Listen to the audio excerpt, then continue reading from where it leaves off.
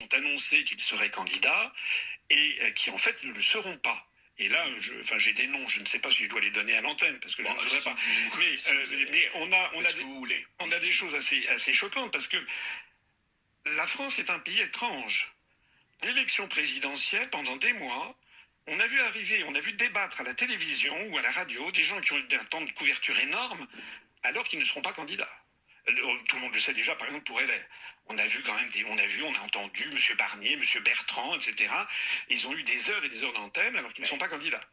Oui, pareil, pour la primaire. Oui, mais c'est quand même un avantage distinctif. Parce que pendant ce temps-là, on parle des LR, on met ça dans la tête des gens. Hein. C'est quelque chose d'important. C'est comme pareil, même chose pour le PS. Mais vous avez aussi des candidats. Écoutez, je vais me lâcher, mais il y a quand même un candidat qui, à mon avis, ne les aura pas, qui est M. Montebourg, qui a quand même eu 5% du temps de parole, quand moi j'ai eu 0,002%. Hein. Donc, en d'autres termes, on est dans une élection où on donne la parole pendant des mois à des gens qui ne seront pas candidats. Et lorsque la publication des noms officiels aura lieu, c'est-à-dire début mars, il n'y aura plus qu'un mois. Et là, d'un seul coup, les Français vont découvrir qu'ils ont une offre tout à fait différente de celle qui leur a été présentée. Oui, de celle qu'ils ont entendue et vue. Voilà. Et alors ça, c'est très très important. Je pense que là, on est au cœur d'un vrai problème.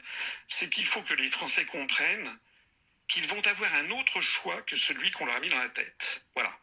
Il y a des gens, c'est aussi un secret de polichinelle, vous savez que M. Zemmour a les pires difficultés à avoir les parrainages, parce que les maires des petits villages sont réticents devant le discours qu'il tient, de même que Mme Le Pen pendant très longtemps a eu des difficultés, parce qu'ils estiment, à tort ou à raison, les maires considèrent que c'est un discours extrémiste. Donc M. Zemmour, dont je rappelle quand même qu'il a eu un temps de parole extraordinaire. Hein. C'est supérieur à celui de Kim Jong-un en Corée du Nord.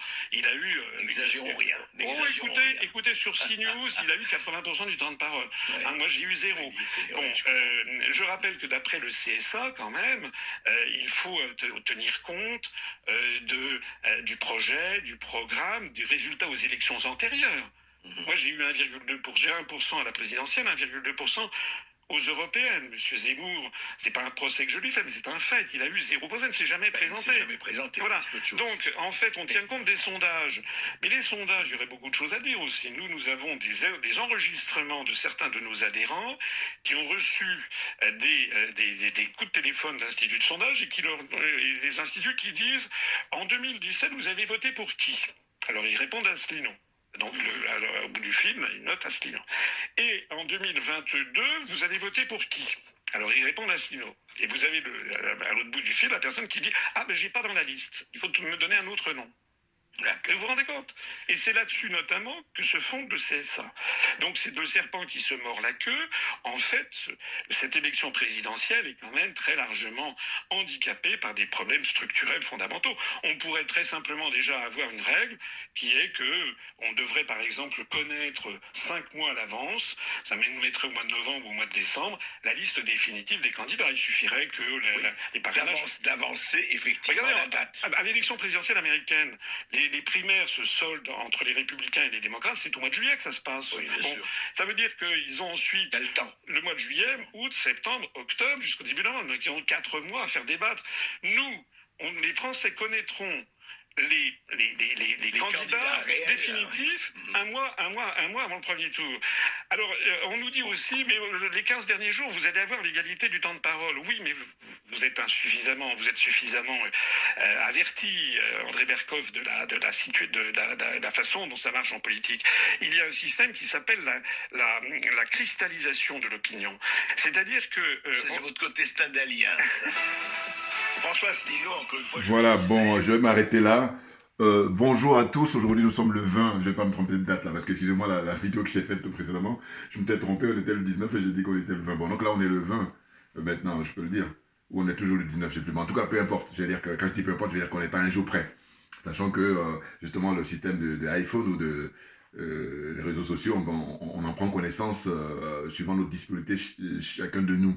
Voilà, donc je me présente, c'est Djou bien sûr net sur les réseaux sociaux, et puis je me définis comme étant accessoirement spécialiste de la France. Là, je viens de vous montrer, là, encore une fois, monsieur François Asselineau. C'est vrai qu'il y a des frères là qui ne supportent pas. Je peux comprendre, mais je leur ai déjà expliqué, je leur explique encore à nouveau que c'est vrai que je me définis comme étant un panafricain convaincu, mais il se trouve que je vis ici en France depuis un certain nombre d'années, et que par conséquent, je dis toujours que je ne peux pas faire abstraction du fait que je vive ici sur l'actualité française, tout naturellement. D'autant que, on a affaire à quelqu'un de très qualifié. Alors d'autres vont dire, oui, mais quel est le rapport avec le CFA, quel est le rapport avec, comment dire, la France-Afrique? Mais justement, c'est-à-dire que je dis toujours que il faut bien comprendre, monsieur Asselineau. Il se trouve que moi, comme je dis, ma religion, c'est la vérité et la justice. Eh ben, ce monsieur, tout comme je vais soutenir quelqu'un comme Mamadou Koulibaly en Côte d'Ivoire ou monsieur Ousmane Sonko au Sénégal, vous voyez, eh ben, il se trouve que ce qui est très important, c'est le cadre qui soit défini. Voilà. Et à partir de là, le cadre, c'est-à-dire les règles. Et à partir de là, tout le monde doit s'y, comment dire, conformer. Or, il se trouve que le cadre n'est pas défini. Regardez ce qu'il a dit lui-même tout à l'heure, repassez-le pour que vous réécoutez. En fait, il dénonce le système français. Il fait même la comparaison avec le système américain, où il dit, on connaît les candidats dès le mois de juillet pour les élections qui ont lieu vers le mois de novembre. Vous comprenez? Donc, ils ont suffisamment de temps pour pouvoir débattre entre candidats, et puis les choses sont beaucoup plus les choses sont intéressantes pour les électeurs, par exemple. Or, en France, comme nous sommes dans une république bananière, donc bienvenue en République démocratique de France. C'est clair pour moi. Vous comprenez? Là, c'est toujours ma qualité accessoirement de spécialiste de la France. Écoutez, là, si vous écoutez ce monsieur, après toutes les explications qu'il a apportées à l'instant, bon, je vous enverrai le lien aussi, ou même vous pouvez taper monsieur Asselineau, l'interview sur le radio. Donc vous allez voir tout de suite voilà, l'intégralité, j'allais dire, parce que moi je prends toujours une petite partie, et puis après je fais mon commentaire comme d'habitude. Voilà. Donc au fond, ce monsieur, il mérite d'être connu parce qu'il est très cultivé. Et puis je vous dis, pour moi, j'insiste toujours sur le fait que depuis les 10 dernières années, c'est l'homme politique qui intègre. Voilà. Alors d'autres ont appris récemment qu'il était impliqué. Mais écoutez, à ce jeu-là, je vous dis, moi qui me définis comme étant un spécialiste justement pour la vie politique française, enfin voilà, eh ben, donnez-moi les noms des chefs des uns, je vais vous dire en fait, c'est malhonnête. Pourquoi? Parce que je dis, soit on passe tout le monde au crible, soit on fout la paix à tout le monde. Or là, il se trouve que lui, il dérange l'établissement, il dérange le système. Et c'est la raison pour laquelle il est complètement marginalisé lors des dernières élections. On nous dit qu'il a récolté même pas 1%. Mais tout s'explique, parce qu'il est regardé là pour 2022, il dit que tout est bouclé, tout est cadenassé. Vous voyez? Alors, à l'époque, on lui a fait le coup de dire oui, mais c'est normal qu'on ne vous mette pas en avant, ou en tout cas, on privilégie les autres parce qu'eux, ils ont eu déjà l'occasion de, comment dire, se présenter et tout ça. Et puis, mais Emmanuel Macron est venu pour bouleverser cet argument-là. Parce que lui, il sort d'où? Il sort de nulle part. Et puis là, tout d'un coup, alors qu'il est dit qu'il faut 500 signatures. Or, comme on est dans une république bananière, la marmaille à la française, eh bien, il y a des candidats qui vont rafler 1800 signatures, tout ça pour empêcher les autres d'en avoir. Et puis là, le débat en 2022, c'est de dire qu'une loi qui a été votée contre François, comment il s'appelle, oui, François Hollande, voilà. François Hollande, quand il était au pouvoir, il a fait voter une loi qui fait que les maires maintenant, ou les personnes qui sont censées donner les signatures, eh bien, ces élus-là, ils sont tenus de dire à qui ils ont donné leur signature. Et là, ça fait débat en France, là, depuis quelques mois. Là.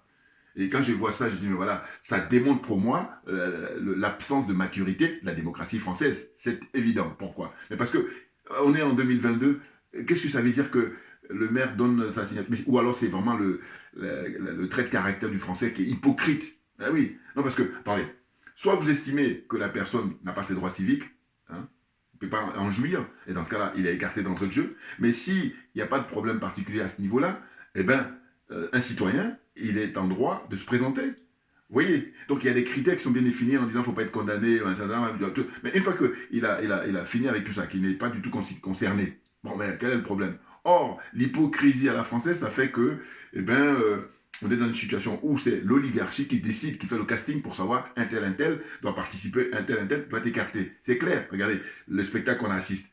Il a dit, là, alors que cette interview date il y a quelques jours, enfin oui, au moins une semaine minimum, eh bien, on a appris, hein, juste après, est-ce que lui le savait déjà, que M. Arnaud Montebourg il renonce. Voilà. Mais c'est ce qu'il il avait dénoncé. Il n'y a pas que Arnaud Montebourg, il y en a plein d'autres. Il dit, mais comment ça se fait que ces gens-là, eh bien, ils vont venir participer à des débats. Alors on me dit, oui, mais c'est des primaires. Oui, mais non, mais attendez. Toujours pareil. En fait, ce dont il est question, c'est de donner, comment on appelle ça, la visibilité à tout le monde. Ah ben oui. Non, parce que c'est ça, justement, qui est l'escroquerie morale, dans un premier temps. Vous comprenez? Et puis dans un second temps, l'escroquerie matérielle.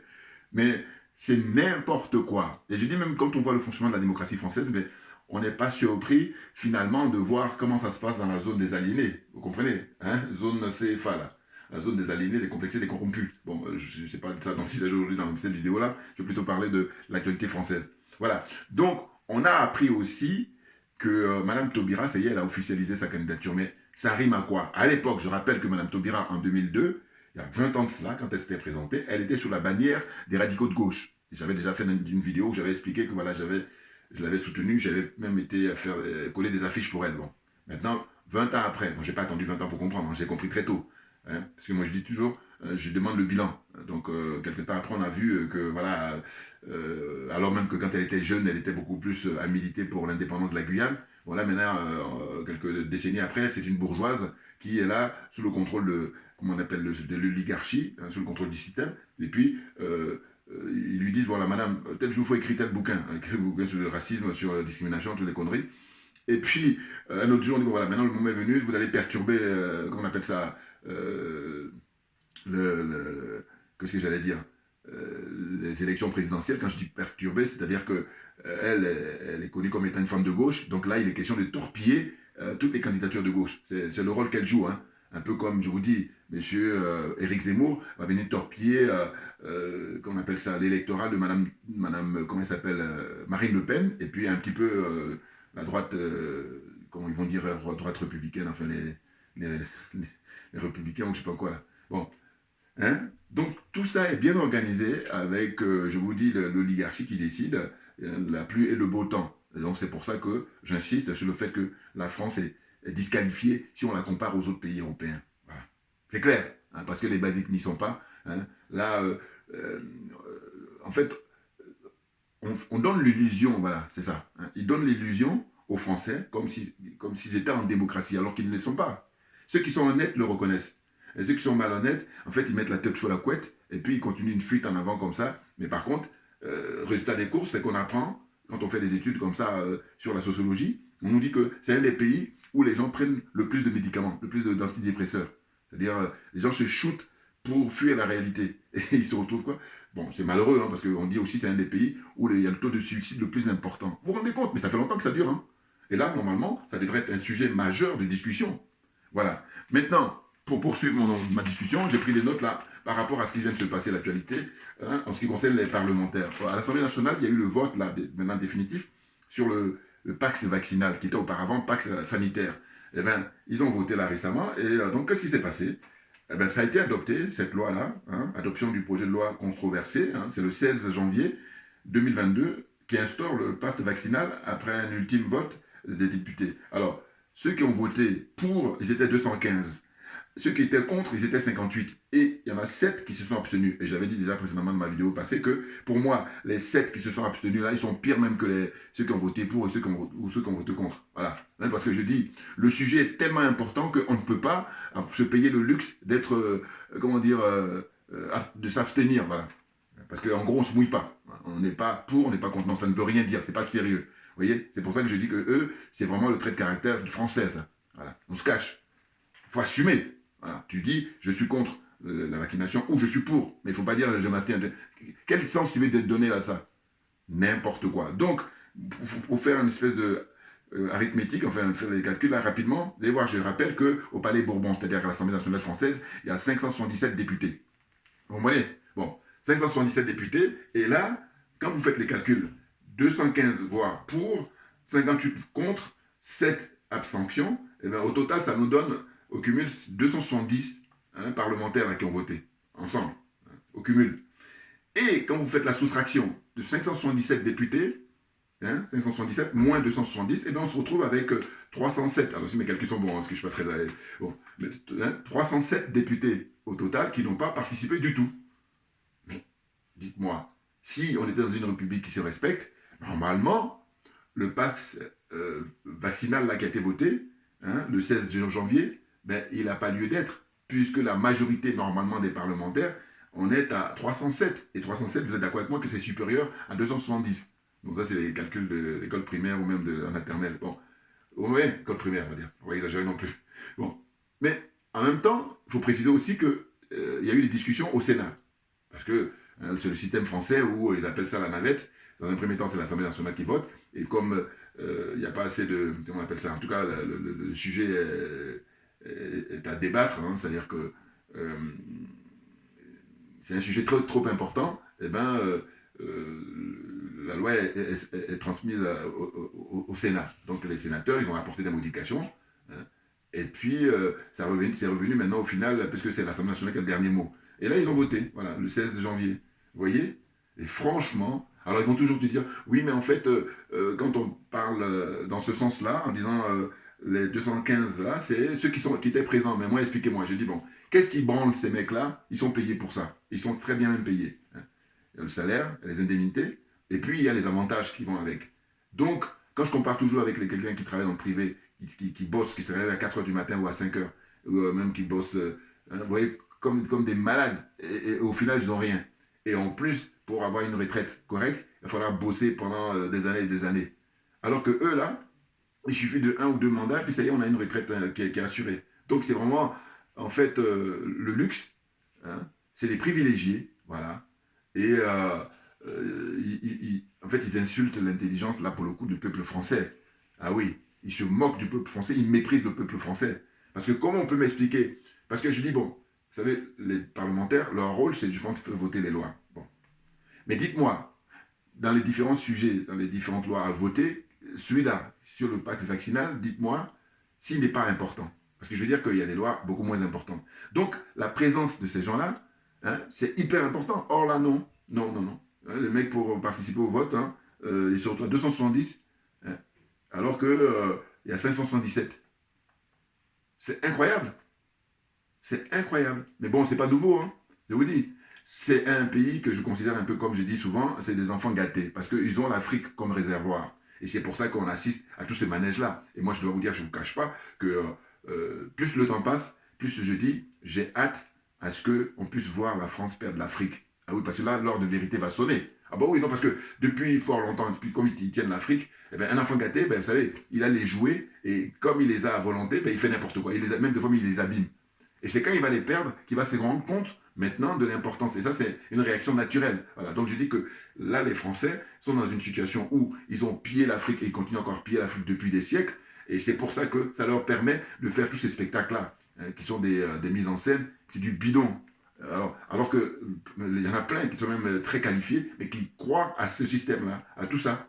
Bon, parce qu'il faut dire aussi qu'ils mentent aux Français, hein, parce qu'il y en a plein qui le savent, mais qui ne veulent pas le dire.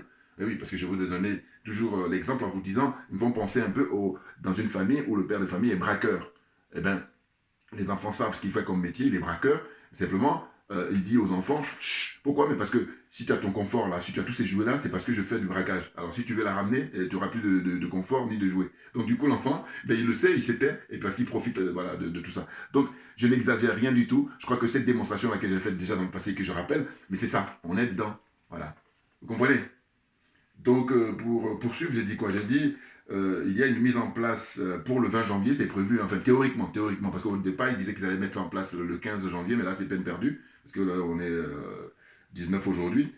Mais il est impossible, enfin, bon, il y a des questions de saisine du Conseil constitutionnel. Alors, il y a des parlementaires, soi-disant socialistes, et puis notre parti aussi qui disent que, je ne sais pas si c'est les gens de Mélenchon là, qui vont saisir le Conseil constitutionnel. Mais ce qui est très étonnant, c'est quoi? C'est qu'il faut savoir que dans la Constitution française, on nous dit qu'il faut juste 58 députés, il le rappelle d'ailleurs M. Asselineau, il faut 58 députés pour déposer ce qu'on appelle une motion de censure. C'est-à-dire que remettre en cause la politique du gouvernement. Remettre en cause, hein, on appelle ça, le gouvernement de Macron, là. 58. Vous vous rendez compte? Et là, c'est vraiment circuler, il n'y a rien à voir. Donc, on est en droit de se poser la question, comment ça se fait? Même si on sait qu'il est ultra majoritaire, mais au moins, c'est une démarche qui est pour la forme. Mais même ça, ils ne le font pas. Donc, quand ils vont saisir le Conseil constitutionnel, on peut se dire, mais à la limite, rien n'empêche l'autre. C'est-à-dire que, et de même, c'est vraiment encore plus intéressant. Hein, les 58, ils se retrouvent, et puis 58, c'est 58, quels que soient les bords. Hein. Eh bien non, quels que soient les bords, justement, personne ne veut déposer une motion de censure. Alors que ça a pu exister, hein, c'est quelque chose qui est marqué dans la Constitution, et ça a dû exister dans les autres, quand les autres étaient au pouvoir. Mais là, pour Macron, non. Vous voyez, parce que Macron, en fait, je vous explique en gros que c'est un pot pourri. Pour ceux qui aiment la musique, c'est un pot pourri là, de tous les partis politiques qui ont participé, qui ont contribué pour comment dire, trouver des gens qui bossent avec M. Macron. Voilà, c'est simple. Regardez, les parrains, par exemple, c'est le ministre des Affaires étrangères, Jean-Luc, comment s'appelle, Le Drian, là, voilà, Le Drian, ça c'est des parrains qui ont permis de conduire Macron à bon port, parce que c'est, bon, maintenant il a un petit peu d'expérience, mais quand il débutait, il y a aussi Collomb, l'ancien maire de Lyon. Et bien, tout ça, c'était les parrains de, comment on appelle ça, M. Macron. Un autre parrain, c'est, comment il s'appelle, François Bayrou. François Bayrou, eh bien, c'est un parrain de... Quand je dis parrain, je veux dire que c'est des gens qui l'ont initié. Et le système a mis tout ça en place pour, un peu comme un enfant, vous savez, quand il commence à marcher, il y a des gens pour tenir la main. Ou alors quand il fait du vélo, il faut pouvoir lui apprendre. Macron, c'était ces gens-là. Hein, les Bayrou, les Collomb, ancien maire de Lyon, et puis qui encore, j'oublie un. Mais voilà, si vous me rappelez juste les noms, puis je vous dis, bon, celui-là c'est bon, celui-là c'est pas bon. Voilà. Vous voyez, voilà comment ça marche. Et l'oligarchie tient tout le monde, absolument. Hein, je vais dire à 99,99%. Ils sont tous tenus, tout le monde. D'abord dans le monde politique et ensuite dans le show business. Voilà. Mais moi, c'est par rapport à mon expérience de vie ici que j'ai compris tout ça. Et c'est très intéressant de pouvoir les observer. C'est vraiment intéressant, mais c'est malheureux pour le peuple français. Pourquoi? Mais parce qu'il est le dindon de la farce. Voilà une expression que j'aime beaucoup. Vous voyez? Donc, pour poursuivre, je disais que, voilà, les 58 députés qu'il fallait justement pour déposer la motion de censure, et ça, ils le font pas. Voilà, ils le font pas. Bon, ils disent qu'ils vont saisir le Conseil constitutionnel pour essayer de gagner du temps ou en tout cas dénoncer le fait que rien n'a été respecté pour le vote et tout, et aussi les amendements qui n'ont pas été respectés, c'est-à-dire toutes les modifications qui ont été apportées notamment par certains députés, on ne les a pas écoutés, enfin bon, le public bananière quand tu nous tiens, hein. Et puis qu'est-ce qu'il y a d'autre?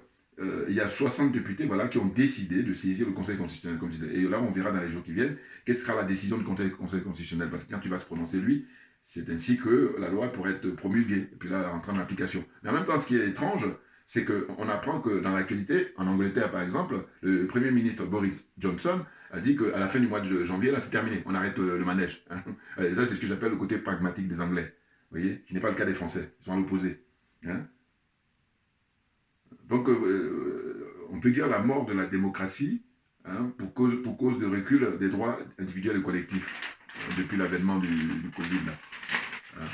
Ben c'est clair, je l'ai même peut-être avant. Pourquoi? Parce que quand on regarde le sort ce qu'ont subi les gilets jaunes, moi j'ai toujours la fierté, hein, je suis gilet jaune, c'est clair.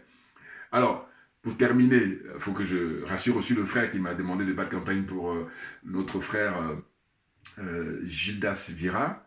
Et bien, juste avant de faire cette vidéo, j'ai fait quelques recherches rapides et j'ai vu qu'ils ont tagué sa permanence. Le pauvre, j'allais dire. Mais ça, c'est pas étonnant, vous voyez. Parce que ici, mais je vous dis, c'est une république bananière, c'est la République démocratique de France. C'est-à-dire qu'on donne l'impression, mais il n'y a rien. Fouille. Fouille, voilà, t'as mis rien. Vous voyez? Donc le pauvre verra, je dis d'abord que quand il aura ses 500 signatures, voilà, là, je vais naturellement battre campagne pour lui. Voilà, je m'engage.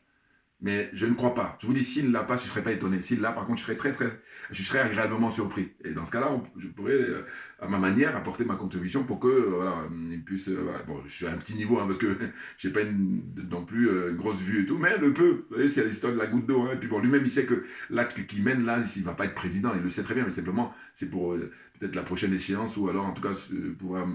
parce que quand tu fais de la politique, c'est ça. Cela dit, il s'est déjà présenté, il est conseiller municipal. Il a eu l'occasion de se présenter au conseil régional. Bon, il n'a pas toujours, ça n'a pas toujours eu du succès, sauf en tant que conseiller municipal. Mais bon, là, les autres échéances, c'est l'élection présidentielle, donc il se présente. Mais je vous dis, le système qui est mis en place, c'est fait qu'on sait déjà qui sera le président, hein, là, au mois d'avril prochain. Sachant que le premier tour est prévu, je crois, pour le 10 avril. Hein, et puis le second tour, c'est le 14 avril, si je ne me trompe pas. Voilà, un truc comme ça. Hein, 10 avril ou 14 avril, et bon. Bon, en fait, je me perds. En tout cas, c'est en avril. Soit c'est le 10 ou le 14, le premier tour. Voilà, quelque chose comme ça. Excusez-moi, hein, parce que là, j'ai un peu oublié voilà, les dates. Mais bon, ce qui est sûr, c'est en avril, ça c'est certain. Sauf cas de force majeure, mais autrement, voilà, c'est prévu là, bientôt. Là. Et là, on est là, on ne sait pas trop. M. Macron se présente. On sait qu'il... Alors, je vous dis, en ce qui concerne Macron, je répète encore. Macron, si le système ne veut pas qu'il se présente, ils vont sortir des affaires sur lui. Ça a commencé un petit peu là, parce qu'on entend dire qu'il y en a qui parlent du fait que madame, comment elle s'appelle ça, son épouse là, enfin, c'est un homme, enfin bon, voilà. Enfin bon, moi je suis pas étonné pour ne rien me cacher. J'ai même que les amis qui m'envoient, je dis mais non, je ne vais pas me perdre mon temps avec ça. Mais bon, parce que je ne suis pas étonné.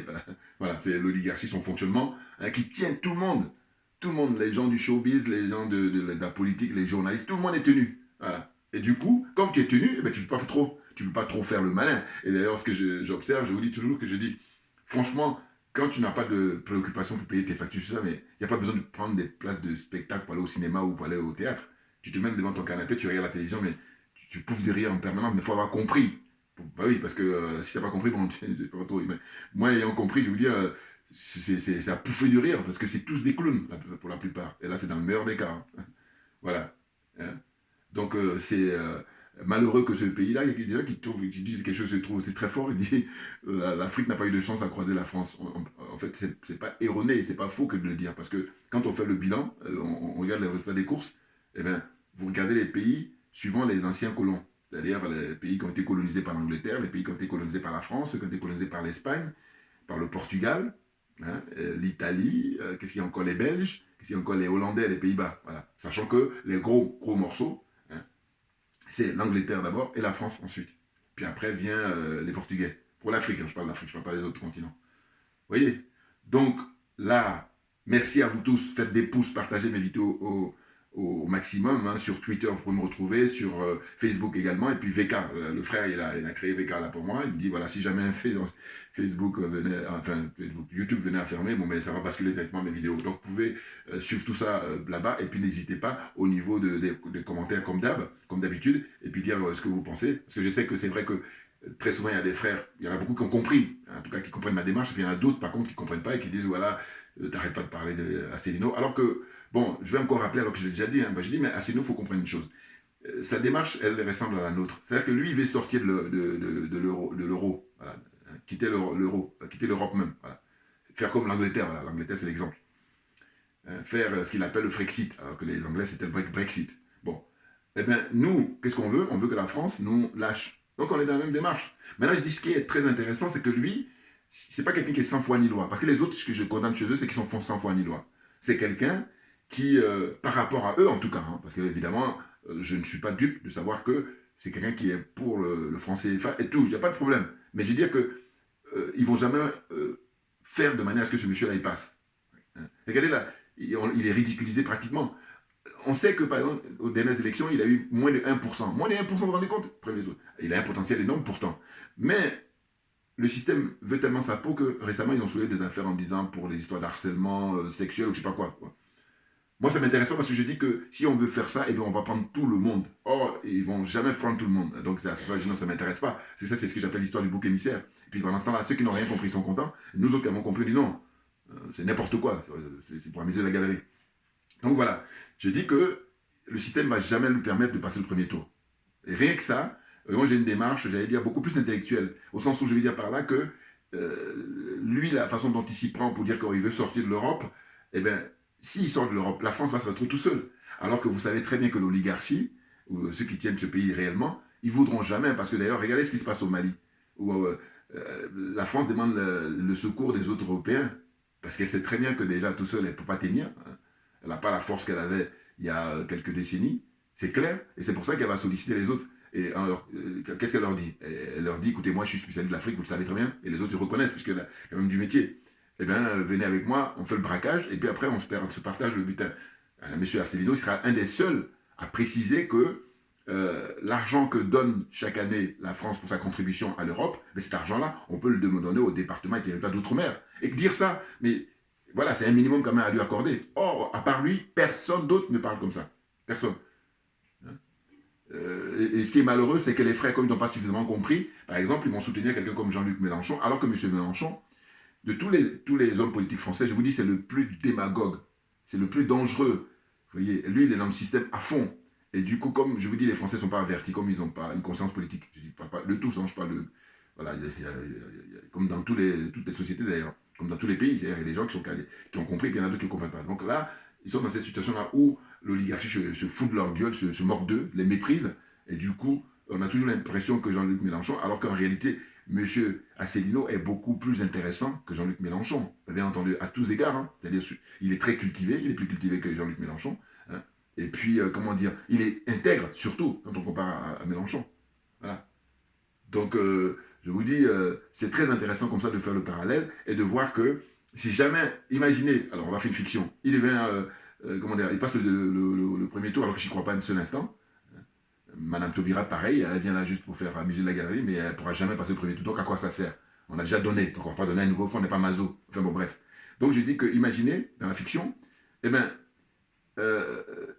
si lui il passe et la France donc, se retrouve comme la Grande-Bretagne, mais c'est une aubaine pour nous. Pourquoi? Parce qu'évidemment, il va chercher à nous convaincre en disant non, non, vous allez voir, je vais la faire autrement. On n'y croit pas. Même moi, je serais le premier à dire je n'y crois pas un seul instant. Voilà. Là, je fais de la cuisine interne franco-française quand je le soutiens. Mais autrement, une fois qu'on sort, dans la réalité, non. Moi, je suis un panafricain convaincu. Et du coup, ceux qui sont honnêtes le reconnaissent. Et puis ceux qui sont malhonnêtes, ils vont toujours continuer à dire oui, mais pourquoi? Bon, je dis que ces gens-là, si on se voit en vrai, voilà, là, on pourra discuter plus longuement. Parce que c'est pas évident. Là, je fais des vidéos de 20-25 minutes, c'est pas assez. Voilà. Ou même s'il y a des commentaires, non.